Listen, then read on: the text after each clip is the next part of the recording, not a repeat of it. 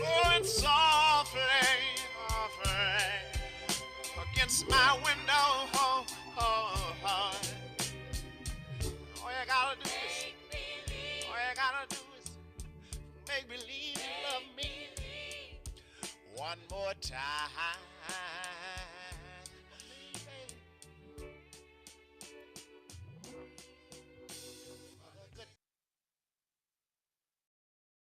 Good morning. Welcome to LoveBabz, LoveTalk on Babz Rawls-Ivy. It's Wednesday. Is it Wednesday? It's Wednesday. It's the middle of the week. No, it's Thursday. What is today? Oh my Lord.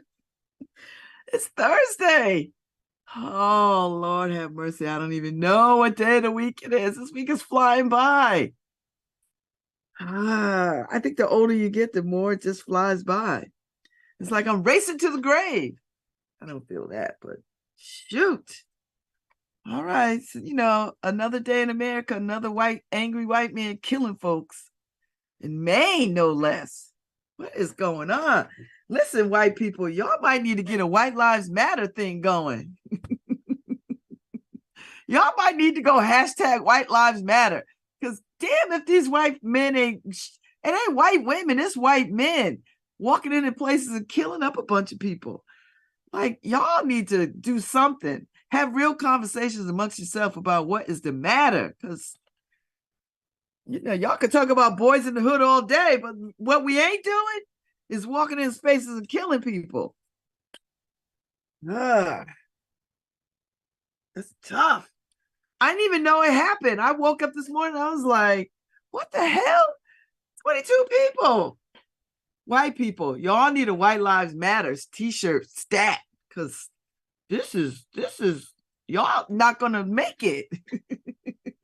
Y'all are white folks. Y'all not gonna make it. Y'all keep running up in places, killing yourselves.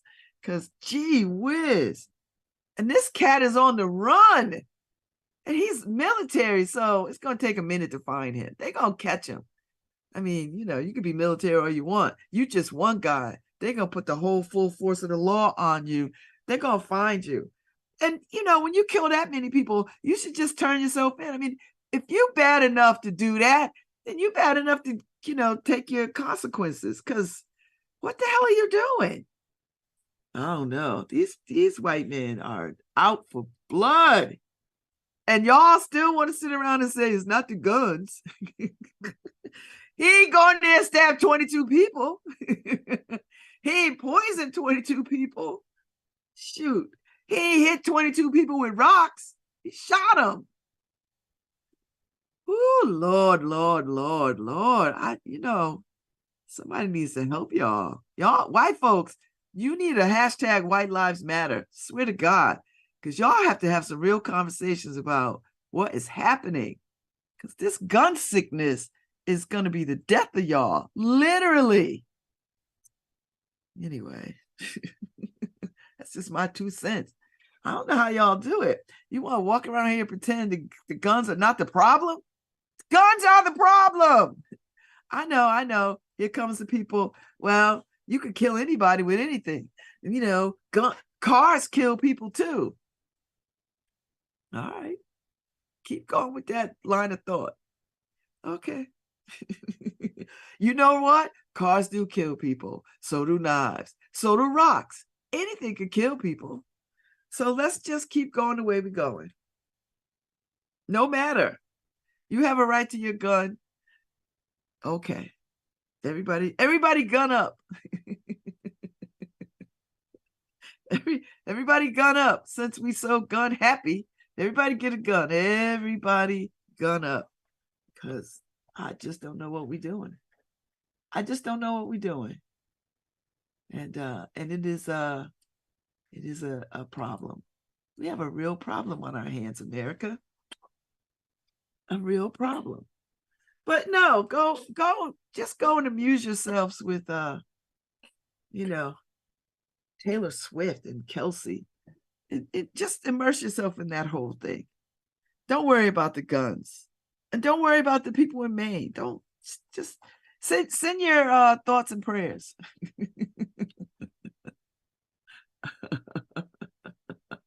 thoughts and prayers, because that's all we got in America. And we don't half-ass have that. Thoughts and prayers. Anyway, you know what? I got up this morning with my foot hurting me so bad that I literally, Harry, had to reach for my cane. And it's in my cane is in the dining room, so I had to hobble all the way in here. Now the pain is subsiding, but it is while I was in the bed, it was hurting. When I went to bed last night, it was just aching a little bit. I was like, did I bang my foot? Like, what the hell happened? I didn't go anywhere yesterday. I didn't do anything. So I don't know why this foot is hurting me. And so when I got out of the bed, I could not put any weight on it. And it's a very specific pain. It's not in my toes. It's like right by my ankle under my foot. I don't know what this is. And then I thought maybe it's gout. I haven't had a bout of gout in years and years and years and years and years. Years and years and years and years. So I'm thinking it might be that, but one foot, I don't know. So I have my cane, and then I just took some acetaminophen and see if that'll take away some of the pain. I just don't know what this is. Anyway, it hurts. I hadn't used my cane since my hips, so it was really, I just couldn't put any weight on this foot, on this left foot. I just couldn't put any weight on it. Now it's, when I sit down, it's fine, but it was when I put weight on it. So I don't know. I just don't know. So hopefully, and then my lower back hurts, right? I got this. And I don't know. I think it's because I've been sleeping wrong, but it's been hurting me the last couple of days. And then I got I have another tumor on my head. I got to go deal with that. Like, look. So I think the universe is saying, girl, you are physically falling apart and you physically need to do something about it. So I think I have to stop all the things and get on a health track, like a real health. I cooked dinner last night. I made some salmon and some asparagus. It was really, really good. I enjoyed it very much. But I think it's time to get serious again about my health. And I'm in the bathroom this morning. I'm thinking to myself, girl, you are 60. Do you want to see 70? Get your life right. My life is good. And let me tell you, now I've been having this awareness for quite some time. So talking about health and all this stuff is it's not new. And there have been times when I have rose to the occasion and handled health and weight and all this stuff. I think now, when I was on UConn's campus walking to law school, I was huffing and puffing. I was huffing and puffing, my knees, everything. I was like, oh, you got to get law school ready. And I don't mean just in your mind, in your whole body. You've got to get law school ready. And I think this foot is just first God speaks to me in a whisper, and then a shout, and then a full-on slap. I really think I'm in the full-on slap mode, because I'm not going to ignore this and wait for a bigger slap, because a bigger slap will be something that will require me to deal with and from a place where I don't want to deal with. So I'm going to make a commitment here and now to get about it. So I'm going to do my level best. Now, I'm not going to say I'm going to stop drinking all things, but I think I'm going to limit myself to a glass of wine. A glass of wine when I'm out. Just a glass of wine, I think. I got to take this wellness thing very seriously. But, they say one glass of wine is enough. So I was like, okay, you get the health benefits of one glass of wine. You don't get the benefits when you do a bottle of wine. It erases the benefits. So I've got to get health ready. And that's what I'm going to do. I'm going to get ready and put myself in good stead because I need to. And you know, I need to. So that's where we are. So I think that's the gist of this foot hurting. And I believe it'll pass, because it's not gonna, I think it's just there to like, hello, you need to do something. So I'm gonna get it together. So anyway, that's where I'm at in the moment. Last night, Netflix let me watch Rustin, the Bayard Rustin story. And Bruce Cohen is my guest this morning at 10:15. And I watched Rustin. It took me a minute to figure out how to use the Netflix thing, but I figured it out because, I'm a woman of brain and might. So I figured it out and got in and watched it. It was good. It was really, listen, Bayard Rustin was a titan in those civil rights streets. And he damn near got written out of history because homophobia. And I just chalk it up to homophobia, but now we are in this space of, we can deal with folks. And so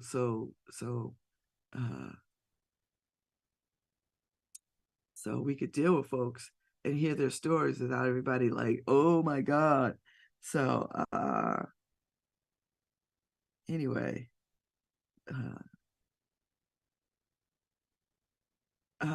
anyway, it was good. And I didn't know that much about Bayard Rustin. I just didn't, like everybody else, he was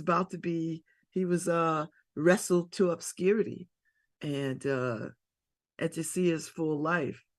Well, not his full life, but a glimpse of who he was. I mean, he was dynamic and smart as all get out and had a real eye for activism and bringing people together for protest. He was good at that. He was really good at it. And just amazing, So anyway, I'm glad I got a chance to watch it. And, and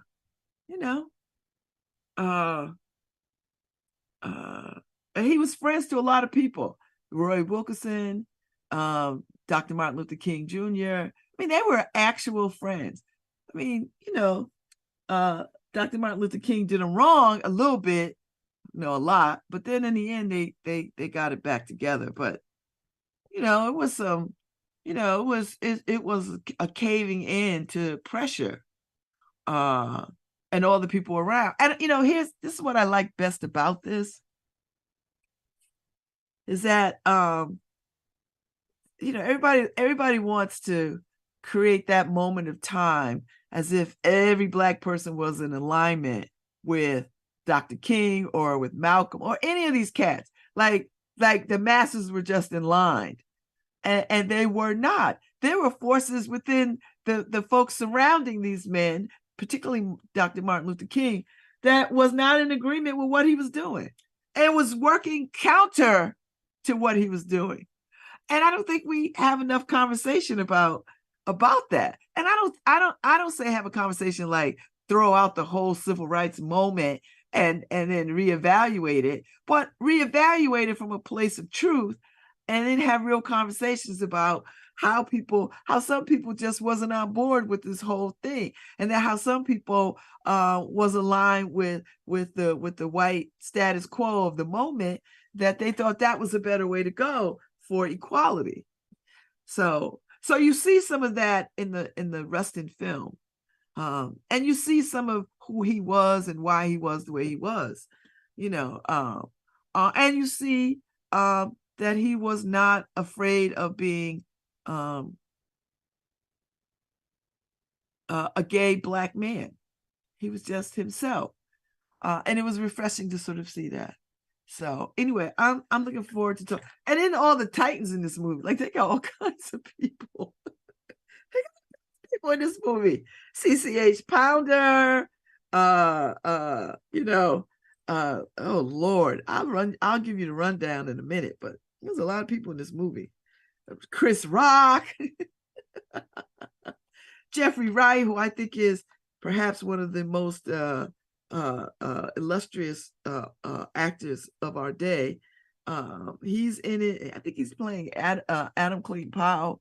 You know, it's just amazing to sort of see the backroom stuff of these stories, because that's really what you're getting privy to, the backside of the civil rights movement, you know, and they touch on some stuff. They touch on how, you know, women are pushed to the back. You see it. I mean, there's a lot there. Yeah, you get the racism part, you get all the not support and all that kind of stuff. You see it, you know. So it was good. And Coleman Domingo is just brilliant. He's just gorgeous in this film. He's just gorgeous, you know. He's just gorgeous. So I don't know who I would have picked if it wasn't for him. You know, if it wasn't him, I don't know who they would have picked, because he's just gorgeous. He just seems tailor-made for that role. And I didn't know Bayard Rustin, so I've never watched any clips of him. So if I had to say this is what he was like, then I would choose this guy, you know, because it was good. And so maybe this opens up, you know, a wider door so that people can really delve into his story and his life and his accomplishments. Do you know what I mean? Like all the things. So anyway, I enjoyed him. I enjoyed it. So thank you. So anyway, I'm going to have this conversation with Bruce Cohen at 10:15, and we'll talk about this film a little bit and the making of this film. And you know, I want to hear what was it about this story that, you know, captured your imagination, you know. And then when you're thinking about this, you know, how do you cast this, you know, because you've got heavy hitters, and so you need heavy hitters to play the heavy hitters. So anyway, I'll save my thoughts for when I get to talk to him in an hour or so. So anyway, back to the world in which we live, because it's just crazy out here. I don't understand what people are doing. I really don't. And it's just a tough time. And then, you know, the local elections are on and popping. There's a lot going on.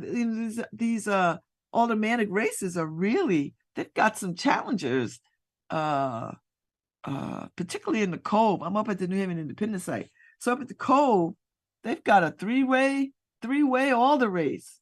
Has that ever happened before? Wow. People really want to do this job? All right.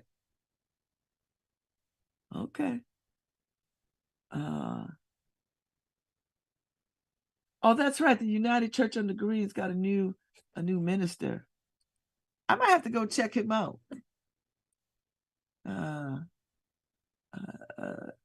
His first African-American senior minister. All right. He was installed on Sunday at 2. United Church on the Green. I was down there, but I wasn't there for this. I was there for the poetry sermon. So Reverend Dr. Stephen Reverend Dr. Stephen G. Ray Jr. So he's their new minister. And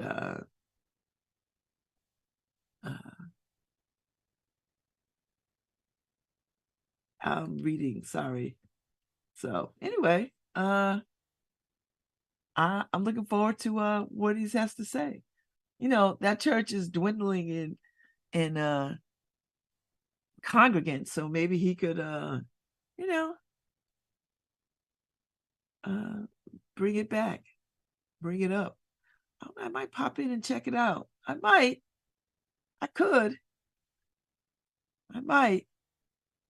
So we'll see. You know, yeah. The center church is they're both UCC churches. So his church, where he's is the United Church on the Green, which is the one on the right side, to the right of the center church, because we were on center church. Center church is right in the middle, and then the other church is on the right. So but they look very much alike. They have the same pews, the same setup, the same look. So yeah, so they're both UCC churches. They're both under the United Church of Christ. One is just the Center Church, and one is United Church on the Green. So yeah, I'm looking forward to. I might go check them out. I might listen to them. I'll see if I can get them on the show. Have a little conversation about, where we think the church is going. Now that churches all across the country are dwindling in numbers, except these mega churches, which I don't understand the allure of these mega churches. I think these mega churches, people feel like they can just go and get lost, get a word, go in, get a word, get lost, and out. Do you know what I mean? Whereas a smaller congregation, you're seen and you are called to task. I don't know what to do in mega churches. I don't know, other than be big, be really, really big. So I like my church to be small and intimate. That's what I like. I don't really care for a giant church. I don't. But then I've been like that. I didn't go to a giant high school. I didn't go to a giant college. I mean, grad school probably was the biggest school that I attended, right? It's just because Baruch is giant. So, So anyway, so yeah. Well, he was installed on Sunday. So welcome, Reverend Dr. Stephen G. Ray Jr. Welcome to New Haven. So I'll read up on him and see what's up. And see what his thoughts are, and where he is, and the kind of preacher he wants to be here, and get a lay of the communities. So we'll see.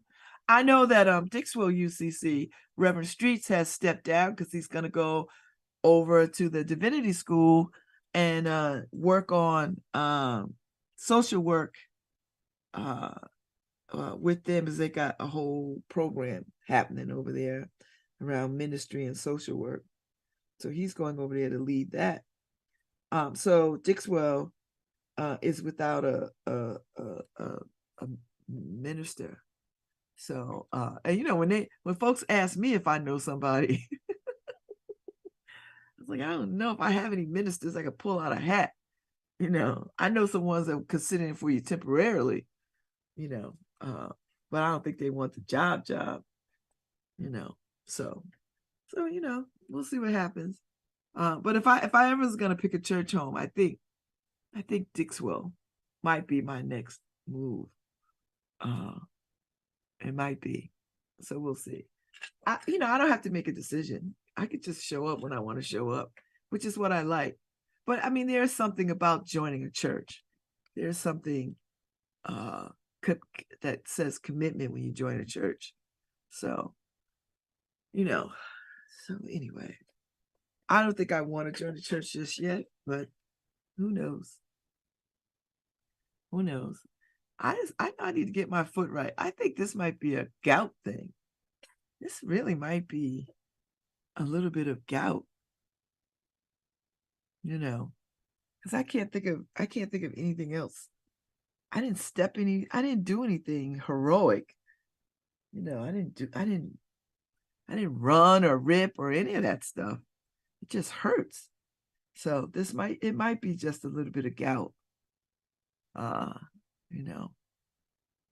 haven't had any beer, because beer is a good trigger for gout, but so is others.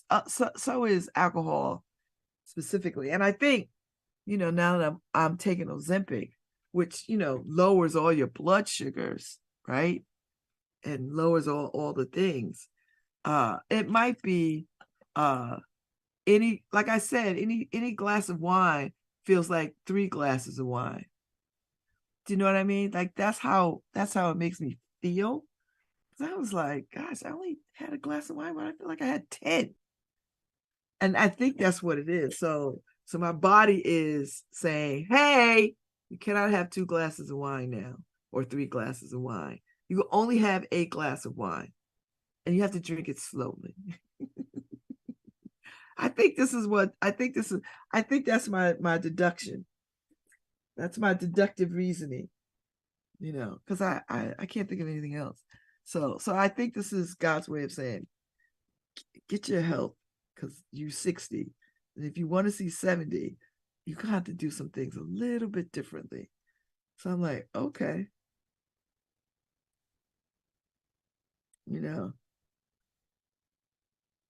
So,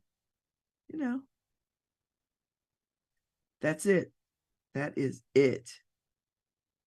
That is it. So, all right, let me see what else is going on in the world beyond, shootings. God knows, America. Jeez. Stop killing people. I'm telling you, white lives matter. Y'all got to get a t-shirt or something. I can't take this much more. You know what I mean? It's a lot. There's a piece up at let's see. When I open my my Apple, and I have all these little sites of news that come up, I get these recommendations of what to read based on what I already read, which I kind of like. Sometimes I have interest, sometimes I don't. And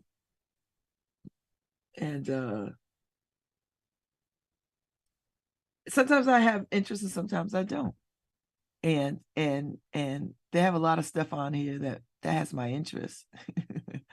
Like there's a whole thing up on Eater about the wonderful wonkified world of vegan pastry, which if you've never had vegan desserts, they've come such a long way. And when I was in Paris a few years ago, I went to the patisserie, a vegan patisserie, and let me tell you, the level of decadence that was on display every single day, from croissants to pedophores to, just whatever you could get in a bakery, in the vegan bakery was just so much more luxurious.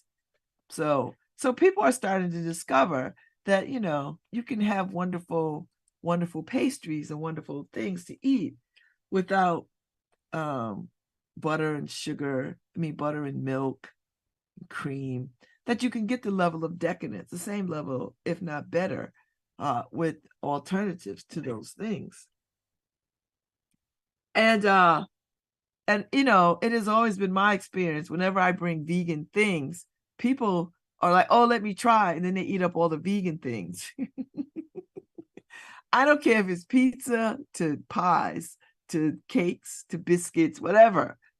People get up in their soul about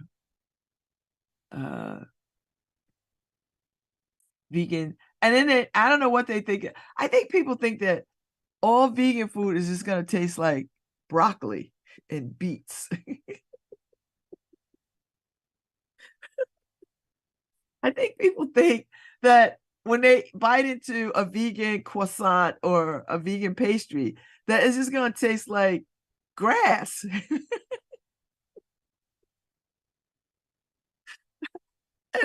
And so when they take a bite of something and they're pleasantly surprised, and they're like, wow, it's like, did you think it was going to taste like dirt? Like what? And, and people always think that it's going to taste, like a bowl full of vegetables, which is not a bad thing either, but I get it. When you want decadence in a dessert, you're not thinking broccoli. You're thinking creamy, luscious yumminess. So So I'm inviting people to, if I had the money, I would have a vegan bakery, because that would serve my own needs, of course. But I think there's a real market for it. I always wanted to do that. This is what I wanted to do. And I was hoping that I was going to win, the Mega Millions for $1 billion or Powerball, whatever it was. That I would open a vegan bakery coffee shop, and I would only sell Jamaican coffee. That's the only coffee I really like. I drink all kinds of coffee, but that and the Italian coffee I like too. Italian coffee is no joke too.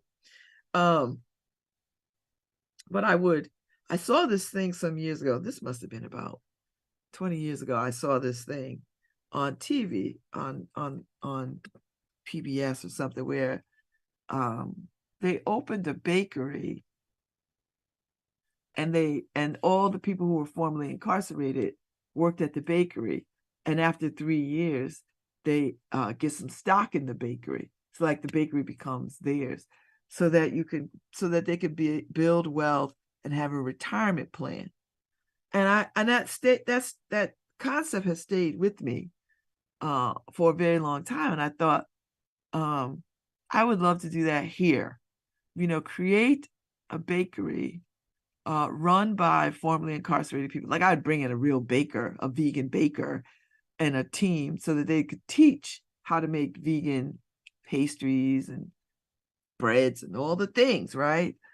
And then hire formerly incarcerated folks and kids who have had some justice involvement as interns or summer jobs.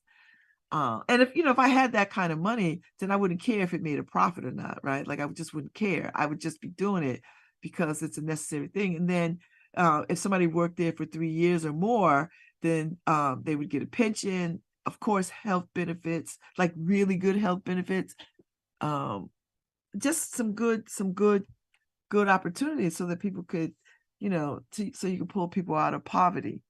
And that's what I wanted to do. And a vegan bakery, I think, would do well, because there's so many people with different kinds of allergies and stuff, and people who love bread. So that's what I would do. We'd have pastries, and then in the front end we'd have it'd be sort of like a Marjolaine kind of vibe, but vegan. So it would be a tea room and a coffee shop and all that kind of stuff.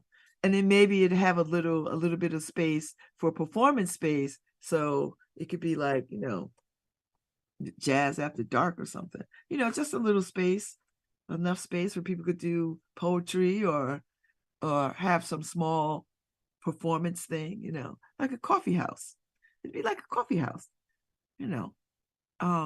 that's what I would want to do that. I would do it, in the Dixwell, Newhallville community, because that's where I'm from. It's where I live. And now that all that redevelopment is going on, I think it would lend itself nicely to that. So that's been a dream of mine for a very long time. I don't want to run it. I just want to fund it. Do you see what I'm saying? Put my name on it. I will do that, and my name is some kind of way that's really not my name, but I would really like to do that, because I think that's how you're gonna have to pull people up. And I can't be concerned about making a profit, which I think it would make a profit. But if I could fund it solely and just give it some teeth for several years, that would be my grand experiment. That would be my social experiment, and give people retirement stuff and 401ks or whatever the hell, or Roth IRAs or whatever the hell it is, and help them. And then probably hire a social worker to help case manage formerly incarcerated folks, because mostly formerly incarcerated folks have some probationary time, or they'll need some help with navigating other issues as a result of their incarceration. And there's a whole cadre of things that happen to people when they go to jail and come out that, you have to make restitution, and if they have child support kind of stuff, back tax. I mean, it's just a whole bunch of ish that you have to contend with when you come out that people don't necessarily talk about or even know, so to give them gainful employment, stable employment, a career ladder of sorts, and a livable wage, like a really good livable wage, so that they don't have to work 8 jobs to survive. I would pay people well enough so that this would be their job, so that they'd have opportunity to go pursue other things. So if they wanted to go back to school, we'd provide tuition access for them.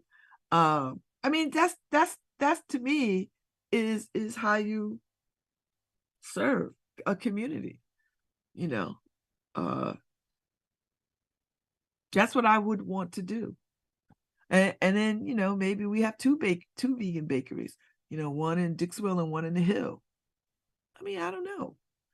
That's what I would want to do. So that's what I was thinking about if I would have won, the $1 billion. I would and then I would build some housing, some really good housing for folks, particularly formerly incarcerated folks. I would build some really good housing. Not like these big projects that they're doing, because I wouldn't have any. That would be a lot. I don't want to do that.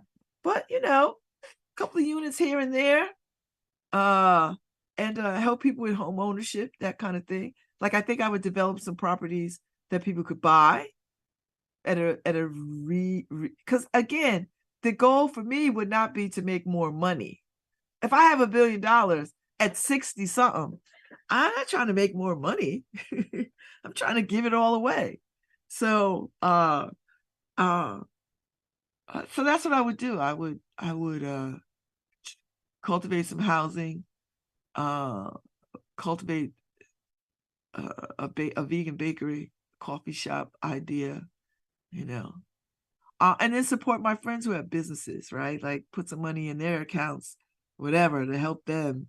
Like, I'd be a silent partner. Like, I don't want to hear a damn thing about how you run it, because don't ask me to come in and do a damn thing. Just take this money, do with it what you will. I don't need a report. I don't need nothing. I'm not running nothing. Like if my friends who have businesses and they need to hire more people, listen, I'll grant you some money, and because I don't think you could just give people money. I don't know. I'd have to figure out a way to do it so it doesn't be an adverse effect for them. But a grant of some sort, like, I'd make a grant and be like, listen, hire kids for the next 8 summers. You know what I mean? Like, the next 10 years. Here, hire kids to do this. And then here, do this. Here's some money to do community stuff under your business. Right? Like, I would do that. Like, look around and see who needs what. That's the kind of stuff that I would want to do. And then I think the other part of this too, I would build some Saturday freedom schools. So, everybody's talking about how they don't want to teach Black history and all this other foolishness. I would just put up a freedom school, and every kid that came to freedom school on a Saturday morning, I'd give them, like, some money. If you finish, you get this. If you start, and you would get this. That's what I would do with the money, with $1 billion. Of course, I would take care of my family, but I'm not interested in driving a fancy car, I do want a big house, because my girlfriends and I, we want a big Golden Girls house somewhere. Did you win the Powerball? No, I didn't. I'm just saying, if I did, Harry, this is how I would spend my money. I was gonna say, because I was just gonna make the Harry Droz fund where you could park some of your money. Harry, what would you do with it? You wouldn't spend it neither. My wife would spend it, and she's a philanthropist at heart, so I would just find a hole on this earth to park myself. But then my wife would do a lot of stuff though. I would do a lot of. I would do as much as I could. Yeah. I don't want to run. I don't want to. I don't want to run anything. I just want to give money out. No, you see, Karen would want to run stuff. Nope. Nope. Nope. Nope. She's I don't want to run a damn thing. you know, she's one of these bleeding heart people. I am too, but I don't put my time in. I want to fund all the things that bring me joy, and then that's it. I don't want to come over there. I don't want to be behind the desk. I don't want to be the face of nothing. I just want to spend money. You know, Karen wants to do the help women and children thing, you know. Yeah, I would too. I throw money at it. I'm not going out there, but I would. I'm trying to think, why would I want to help? There's so many things, and there's so many existing programs that I would help. And I would say, listen, you can fundraise if you want to, but here's $8 million. Do whatever you want with it. Yeah. So if you don't want to fundraise for a few years, don't. I would definitely do the women and children thing too, except on the man scale. Teach people how to respect women and children, you know. Okay. On the man point of view. I feel you. So that's what I would do. And I would do it in my whole city. And then I would maintain a residence here, but I'd have my main residence someplace far away. Oh, where, it's summer all year round. Well, yeah, mine would be a hole somewhere. No, I'm not gonna live in a hole, Harry. It won't matter where I am, because I'll be in a bunker somewhere, so the weather wouldn't matter outside. It'd be temperature controlled inside my bunker. No, I need some place where it's really, really pretty, lots of grounds that I could wander around and sit around. Yeah. Me too. I love Mother Nature, but not so much that I want to move next to Florida or California. Yeah. I don't want to buy any part of Mother Nature that's going to crumble, have an earthquake, or swallow me up. Although, Harry, I do have a desire to be by the beach. I do. There is something about being by the beach. Well, even if I could get a decade by the beach, Harry, I will accept that. Well, Babz, I hear there's property available next to the Obamas on Martha's Vineyard. Oh, really? I'd do it. That's different, right? That's not that bad, right? Yeah, no, I would do that, Harry. But I wouldn't want to live Martha's. You're not going to get swallowed up. No. But there's no Jurassic Park animals there. But the thing about that is, Harry, I would only want to be there in the summer because, that's off the coast of Massachusetts. Winter comes. So unfortunately. I don't want to be there in the winter, Harry. I'll just be there from, I guess, May to October. Well, May to October. Yeah. But I don't like heat either. You like heat. I do like heat, Harry. Too much. I could be in the tropics. I'll deal with the heat after I'm gone, when I go to hell. All right, I think you might want to deal with it now. I'll deal with the heat then. See if you like it, then you can change your life. Then you can make different choices. Yeah, I'm gonna complain so much that was gonna throw me out of.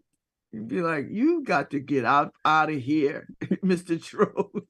They'd be like, how many times I told you there's no AC in here? Leave me alone. And the devil's gonna say, you do know this is hell, right? Like, this is what's happening. I'm gonna make it a worse hell. The devil's like, it's not hell for me, but this guy is really making it hell for me. By the way, that guy who was shot up in Maine. Yeah, did they catch him? They didn't catch him yet, but they gonna catch him. He was a firearms instructor. He was everything. He's like, wait a minute. He's the guy who's supposed to teach you how to respect your weapon. I know. And he's out there killing people. But they said 22. They said he had a mental break. Yeah, well. Now I don't understand. They said he did have a mental break recently. So if a person who's a firearms instructor has a mental break, don't we go in and grab all those guns? Ooh, Harry, you are trampling on people's No, it's not trampling on anything. How about me? trampling on people's rights. You're gonna trample on my life? I mean, I know, Harry, I'm with you. there I should think once you get that diagnosis, somebody ought to be like, hey, it's a wrap. we got to come over here and pick up all these things. We'll It's a wrap store them. because once you get that diagnosis, it's our job to take care of you and take care of the public that has to deal with you. So, yeah, and also I'm tired of hearing, oh, he was on the FBI's radar. Oh, he had a mental this. Oh, he had a well, what the hell are we doing about that stuff? I don't want to hear that. Giving them guns. No, letting them get guns. that makes no sense. It's like, oh yeah, he was on this person's radar or that person. Oh yeah, he had a mental break. Well, I mean, isn't this why we pay taxes for? So law enforcement takes care of stuff like that. Harry, that sounds like you need to be at somebody's city hall meeting having a conversation. I want a refund. Give me my taxes back if you ain't gonna take care of me. I understand the random, violence thing, but when you see it coming because he's on somebody's radar or he had a mental break. Well, every mental break doesn't translate into I'm gonna kill 22 people. But you have to have a pause on his guns. I think somebody has to ask questions. I don't think they ask the questions, Harry. I mean, I'm sure there isn't a red flag law in Maine, right? Because Maine looks like, like everybody has a gun, even preschooler. But there has to be red flag laws for things like this, not because your neighbor doesn't like you and says, hey, I think this guy's dangerous, but when there's a mental break that it has been documented by doctors, a red flag law needs to take effect, especially when other people know that you are a firearms instructor. I mean, I know you can't. Has the NRA said anything yet? They're just silent. They're silent. Are they silent? Are they quiet? Like, what are they? Are they saying anything? The NRA has not. It's the state laws that need to change. I know, but the NRA is one of the strongest lobbying. The NRA has a strong lobbying arm for pushing back against anybody and anything that looks like they're going to put in legislation to take firearms from people under any circumstances. That's on the federal level, right? But like in New Haven, where these are local laws that could be put into place, and I don't know. Yeah, but we don't have that problem in New Haven. So far, we've not had mass shootings where people. But I'm saying, if that's where it needs to take place on the local level, because you're never gonna get Washington to agree on the Second Amendment stuff. So that's always going to be a battle, but on the local level, you're allowed to do things. And that's where all politics is local. Well, I mean, I wonder, I'll be interested in hearing what they do in Maine. Yeah. I'm interested in hearing if people are affected enough to make change at the local level about who gets to have firearms or not. And right, and it's not like you're saying nobody gets to have a firearm, but if you are mentally dangerous, you don't get to have them. It's simple. It's like everybody can't be allowed to just walk around half cocked and half cocked, mentally. So, but anyway, you're listening to LoveBabz, LoveTalk on WNHH LP 103.5 FM, your home for community radio. And I jumped in because I heard Babz talking about giving away money, and I was like, what? I'm just saying, if I had $1 billion, like, count me in. The things that I would do, Yeah. I mean, you still would move to Costa Rica, right? Costa Rica, Kigali, Rwanda, somewhere. You know, someplace where there's no military. Costa Rica, I'm like, how do you exist? There's no military. Why doesn't somebody take you over? Now, I'd like to live someplace peaceful. That would be it. You know. Plus, the press not gonna hound me. They're not gonna go to those overrated, places. Babz. Peace is overrated. But I like to try it out anyway. At least that's what I hear in the news these days. Like, yeah, we're on the verge of nuclear war, nuclear holocaust, World War III. But yeah, some people deserve to die. That's why, I mean, if you read between the lines in the newspaper, it's like, what? Mm-hmm. We're going to hell in the handbasket. It's just like unbelievable. Babz, I think we should go get saved pretty soon. Those saved people are boring. Let's go get saved. Have you ever met anybody saved, Harry, that you really want to spend time with? I don't like those saved people, born again people. They are annoying and dumb. Annoying, check. Dull, check. But they don't appreciate a good cocktail, a good cigar, or a pair of pants on a woman. So I'm done. Like, I can't mess with them. Man, what is wrong? Well, women in dresses are good. Women in pants, so. Good. I don't get it. It's all good. I know. I don't get it either, but patriarchal stuff is not my cup of tea. So I mean, woman good. So yeah. All right. We're gonna take a break. I'm coming back with Bruce Cohen. Point. What? Anyway, sorry. Coming back with 10:15 with Bruce Cohen, the producer of Rusted. I watched it last night. Thank you, Netflix. And he'll be on it's the Netflix thing? Yeah, it comes on Netflix later in the month, but they let me screen it. So I watched it last night. It was good. Oh, cool. Let's see if I could pull up some music here. Okay. Do my job. All right. So you're listening to LoveBabz LoveTalk on WNHH LP 103.5 FM, your home for community radio. We'll be right back. Look for that link. LoveBabz LoveTalk. And she'll have Bruce Cohen coming up, the producer of Rustin. And cue music. Cue music, Harry. Cue music. Did I mute it again? Cue music. You're listening to LoveBabz LoveTalk on WNHH LP 103.5 FM, your home for community radio. And the music should be playing. Oh, there you go. I just want to show my feelings for you.